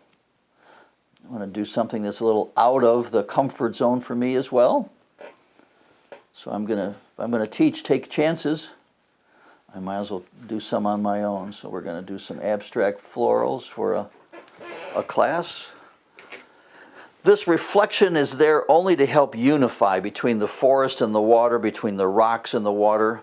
I'm not painting just because it would be there, or if it wasn't there because the water maybe was too active, I would still put one. Same reason many times I add a shadow of an item when you might not see it. It helps link. So this is linking the water to the item, linking the forest to the water, connecting together so the eye can move around the painting and not have to leapfrog across. I can throw with a large brush. So here, this is not sable, but here's a, what is that, 2.5 inch ox ear and pony. I'd like to have a little sense of swirl or pattern to the water.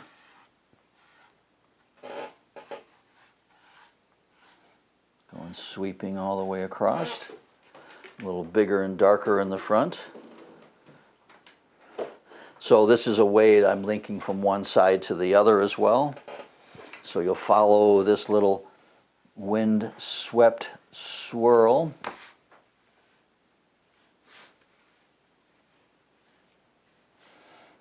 To get from one side of the river to the other. If it was a road, I would take you through a series of shadows that went across the road from one side to the other.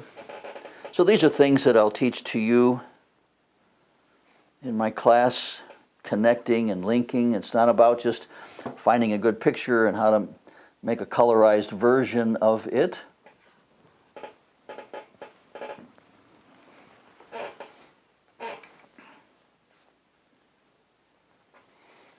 I'm taking away the white space, taking away this white space over here, taking away this white space over here.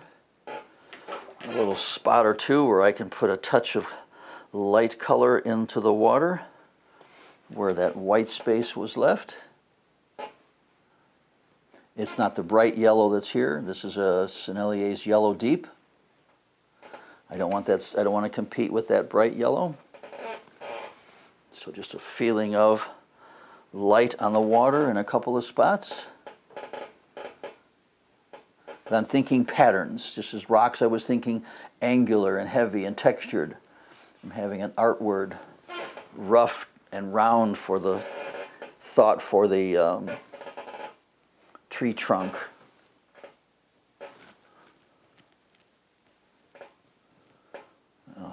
Dry it. I got a neat little trick I want to share with you. More could be done, more branches, more leaves. It wouldn't be a better painting. Before I would do any detail, I might do something like creating another layer or value change, such as that in the background. So before you jump to doing detail, and detail in this case would be leaves and branches or a building, think about having another row, another layer. It could be a darker, like I'm doing here, a darker layer in front of, now I don't mean dark like this, I mean slightly darker value in front, or continue this slightly darker value in the back. I need to hit it with the hairdryer, pull the frisket off, and I have something really cool I want to share with you as a finishing touch.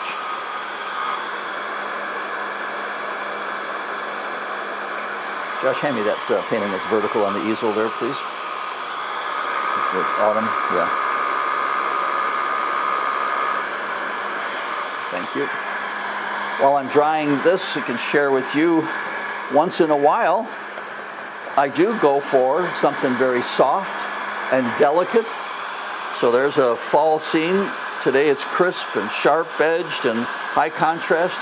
Here is still a fall scene that's soft and warm and has a nice little gentle glow at my focal point. So I encourage showing to you a variety of ways, you know, as you saw, you know, the Dillman's Lodge paintings, you saw the crisp high contrast, and you saw the delicate little moonlight. That was a demo I did for the class last year when we had an eclipse of the moon. Everybody got all excited out there at 10:30, 11 o'clock watching, only to find out it was like 5% eclipse. So before detail, think about just increasing the amount of layering, having little value changes such as that. Let the idea, if you do detail, be controlled by your focal point.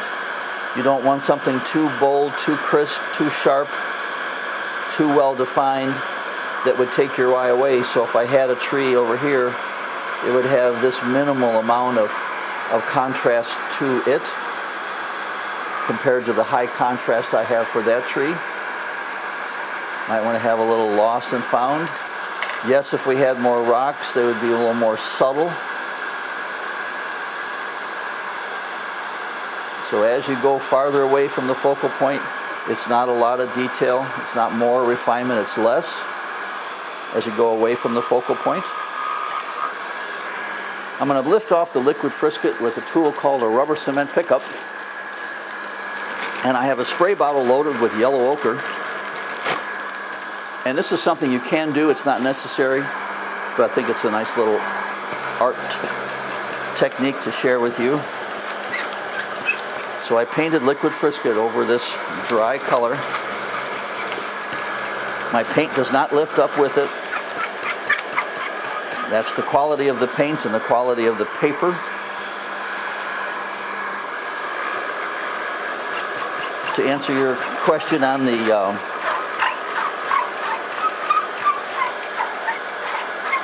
pencil line, I don't see any pencil lines, but over here. And so that might be a distracting place for a line. So sometimes if I have a real hard, you know, wispy little line, what is this, a wire or a rope or whatnot, that's a time that I might, you know, erase that pencil line. Also, in the focal point area, if there's pencil lines, I find they could be a little bit distracting. too harsh, and so I take a pink pearl and I can erase pencil lines, and I can brighten up the look of the white paper here. I don't think I see a pencil line here or here. Here's one that I thought would be a little too dark. So see how easily I can quiet down pencil lines. So that might be a time when the pencil line might be a little too strong. It's a way of separating parts, and I didn't want to use a pencil line to separate parts. So getting rid of that excess pencil. So that's a pink pearl eraser. Can rub really hard. Just make sure all the color is dry. Now, I take and analyze the painting in a couple of ways. If I have a light matte, I think about what's going to help you see and find the focal point. I'll back away, and I'll touch a color here. And I feel the dark matte, because the light matte is creating this a lot of contrast here around the sides. And I'm almost seeing this contrast more than what I'm seeing inside the painting. So in this particular situation, I feel a dark matte is helpful. I'll use Cheap Joe's black liner and enlarge it with my matte to the outside of it as well. And so just a little bit of, well, because I pulled off the liquid frisket, I need to cover up some of the white space here. There's a little too much in a couple of spots. Saving more of the white in that section. Maybe a touch of a harder edge in that section as well. And if I want to bring this out even greater, here is a way in which you can make a painting glow on the inside. So I'm going to put a couple of towels around, and I'm going to take a spray bottle with yellow ochre in it. And here I'm going to use the fine mist sprayer that you get at the store, drugstore, dollar store, and spray a warm color, because it's a warm painting. I've done this, I'll share with you other paintings, I've done it too. If it's a cool color dominant painting, I would spray a cerulean blue or a cobalt blue. Here is a yellow ochre. Let's test out the spray and see how much. Just going to add a little more water. I'd rather spray it and dry it and spray a second layer. And here comes a fine mist sprayer top. And so what this will do, let me prime my sprayer. So I'm not going to spray here. Sometimes it would be wise maybe to put something down so you don't have any, if you feel you got a fan going on in the room, you don't want any spray going on top of this. I'm going to press the sprayer and spray in a direction going away. And what this will do, this will quiet down the contrast around the outside edges. It's adding a warm color, so I'm warming up this. I'm taking away the white space.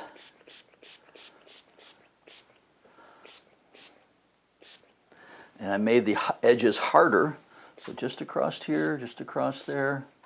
And so I'm creating almost a glow where the edge is a little bit sharper and a little bit crisper in this section. I'm not happy with that white spot there. I'm going to just take away a little bit of that white. I want the best of the white to be over on this side. But I wanted to wait before I made that change.